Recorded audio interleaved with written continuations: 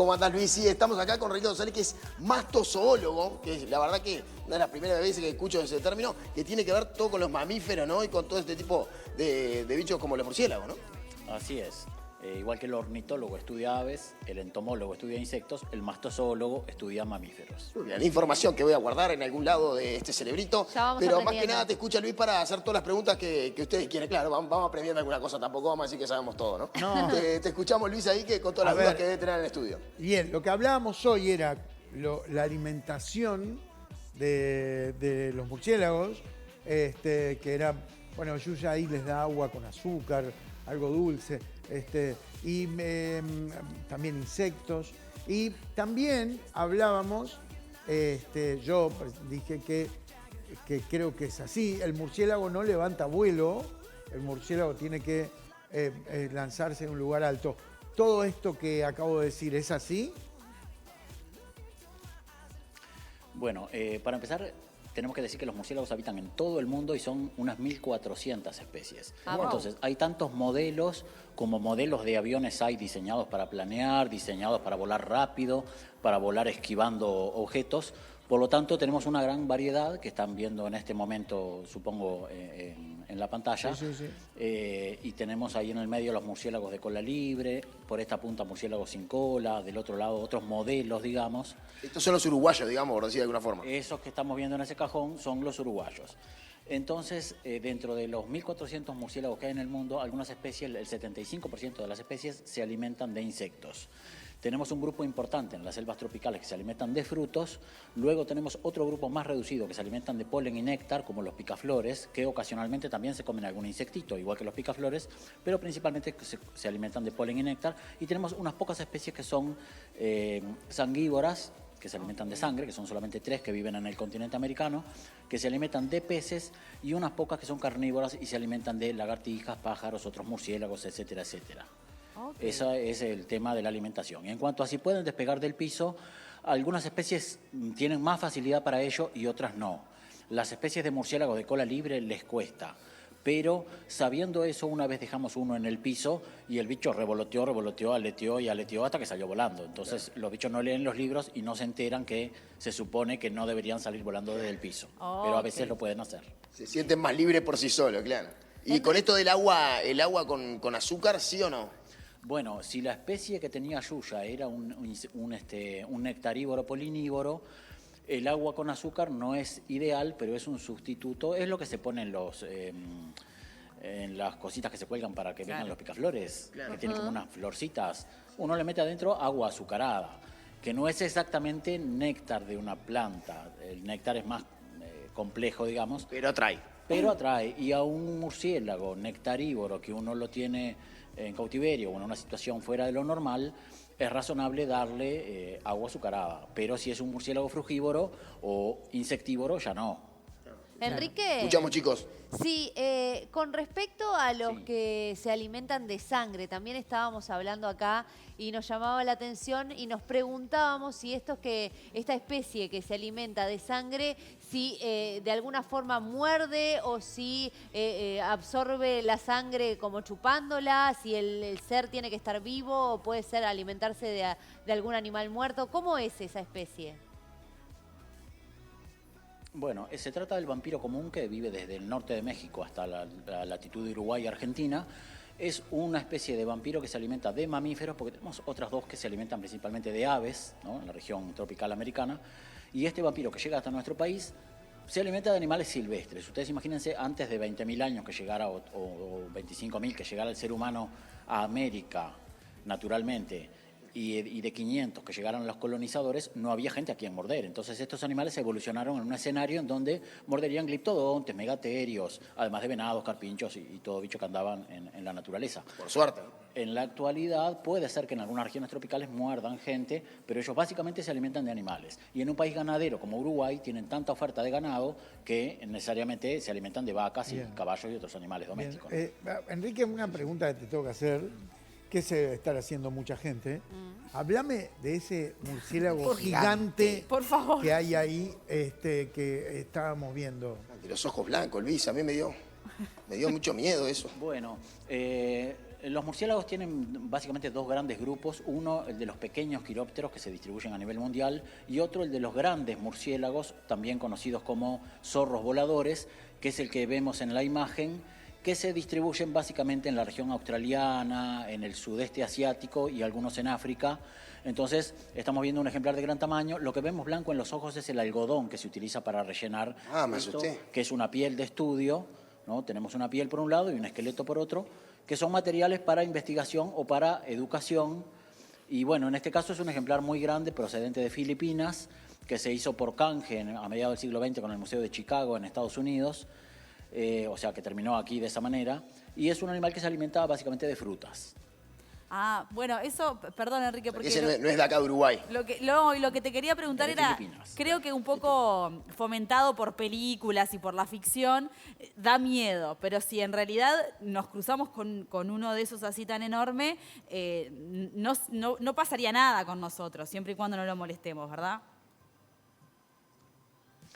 Ningún murciélago del mundo va a atacar a un ser humano como no sea un vampiro a una persona dormida en una choza en el medio del Amazonas o algo por el estilo. Bien. Entonces, fuera del vampiro que puede estar buscando la sangre de un mamífero, ningún murciélago tiene el más mínimo interés, igual que ninguna comadreja, ningún zorro, zorrillo, lobito río, ni ningún bicho silvestre tiene ningún interés en encontrarse con nosotros. Perfecto. Y como estos animalitos no tienen ninguna capacidad de agresión hacia el ser humano, salvo de defensa, obviamente que si uno lo agarra con la mano, el bicho va a morder, pero no es porque sea un animal agresivo, sino porque, como cualquier animal... que como tiene que defensa, defenderse, exactamente.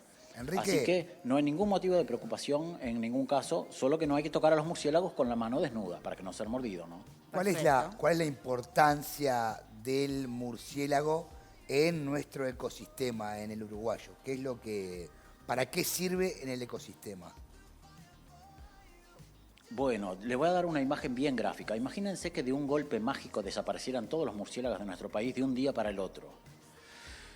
A los 2 o 3 meses, si a su casa entran 2 o 3 cucarachas por temporada, bueno, van a entrar 20 o 30. Si a usted lo pican 10 o 20 mosquitos, lo van a picar 100 o 200. Si usted tiene taladro de la madera en los árboles frutales de su huerto, va a tener muchos más, porque los murciélagos son casi los únicos comedores de insectos voladores nocturnos que existen en el planeta. Si ustedes piensan en otro, pueden pensar en los dormilones, que son unas aves que también les llaman atajacaminos, que se posan en la carretera, en los caminos de balasto, sobre todo cuando uno va al interior, se ve el ojito rojo y ellos vuelan adelante del vehículo cuando uno pasa con las luces.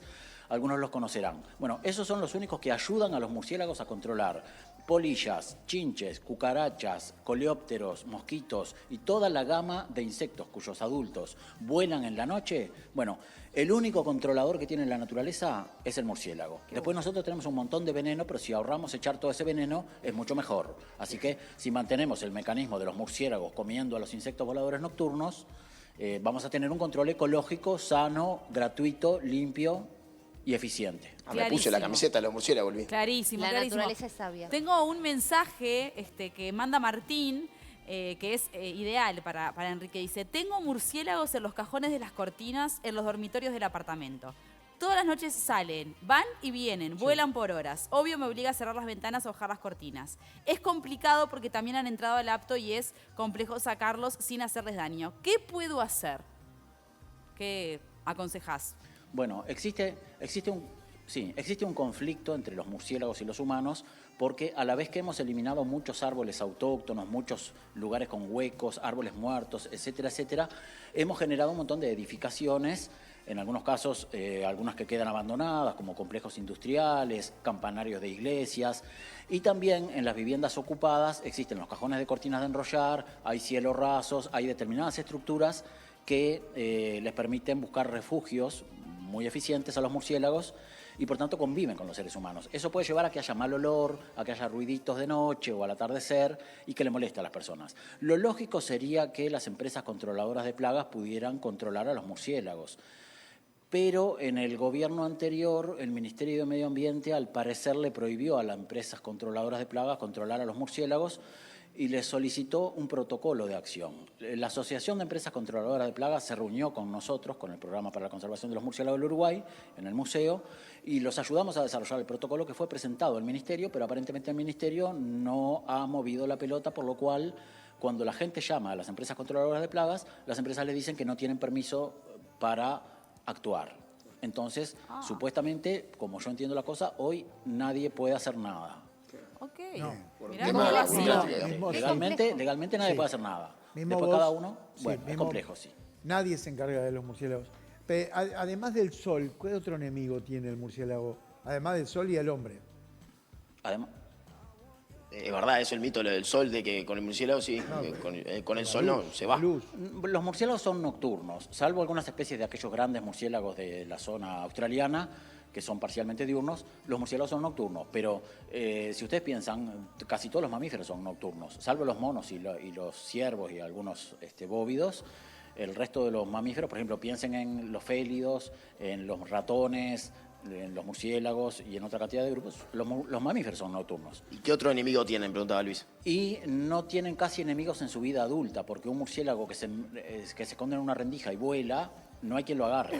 Muy ocasionalmente alguna lechuza, algún búho, o en lugares donde hay colonias muy grandes de murciélagos, a veces ciertos animales se apuestan en la puerta, como por ejemplo un mano pelada, y manotea al aire. Entonces pasan los murciélagos y de repente le agarra alguno. O alguna serpiente a veces también hace lo mismo. Pero son casos muy excepcionales en cuevas o lugares en donde hay colonias grandes que sale como un chorro de murciélagos, ¿no? Y Enrique, Después en la vida ¿alguna vez, adulta casi que no tienen depredadores. alguna vez se domesticaron los murciélagos? Lo de Yuya parece ser que al alimentarlo y luego le dijeron no haga eso porque después el murciélago se acostumbra y deja de visitar las plantas. ¿Eso es exagerado? ¿Hay alguna especie de domesticación o no? Mira, lo que hay es manutención de algunas especies, sobre todo las frugívoras, las que comen fruta, en zoológicos, en instituciones zoológicas, a veces con fines educativos, de investigación, o incluso alguna especie muy rara que puede estar en peligro en una isla de la Polinesia, de repente la llevan a un zoológico y los tratan de reproducir en cautiverio.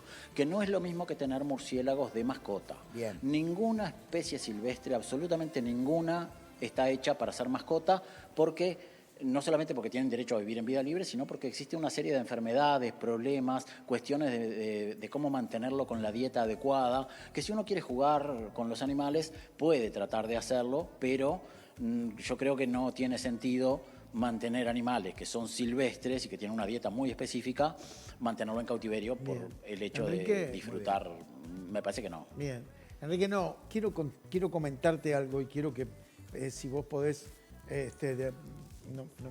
no tengo mucho tiempo, pero yo he visto, por ejemplo, ya sabemos que el murciélago, vos corregime después que yo termine, tiene poca visión, casi nula, y tiene como una especie de radar sensor que se va guiando por eso, pero yo he visto murciélagos, por ejemplo, ir a una velocidad realmente increíble y meterse en un agujerito donde solo cabe su cuerpo con una precisión increíble. Eso no se puede creer, ¿no? Es tremendo. Sí, no es correcto lo que dijiste respecto a la visión de los murciélagos. Bien. Todas las especies, las 1.400 especies de murciélagos, todas tienen ojos perfectamente funcionales. Ajá. Y ven perfectamente bien. Tienen visión nocturna incluso. Pero además tienen lo que tú comentaste, que es la ecolocalización o localización por ecos, en donde chillan sonidos ultrasónicos que rebotan contra los elementos y les permiten, como tú bien dijiste, no solamente invocarle a una ranurita cuando vienen volando, sino comerse una polilla o un mosquito en pleno vuelo, los dos en pleno vuelo además, ¿no? Entonces es realmente un sistema muy fino de Tremendo. Mirá vos, ubicación lo espacial. de la visión, yo estaba convencido de que no veía. Lo pensé. A mucha gente le pasa. Cree que son ciegos, pero no. Sí. Muy bien. Gracias, Enrique. Cerramos, Lalo. El móvil, la verdad, estuvo buenísimo. Dale. Muy completo. Muy buena y muy Instructivo. acertada la decisión de ir a hablar con Enrique. Totalmente. Sí, totalmente. Luisito, nos despedimos, pero la verdad que menos mal que ese es filipino, porque yo me había quedado como un susto, Luis. Pero bueno, nos despedimos, Bien. volvemos cuando quieran. Dale. Y muchas gracias por toda la instrucción esta. Estamos salvos nosotros, Luisito, que llegamos volando. Vamos arriba. Nos vemos mañana. Gracias, Enrique.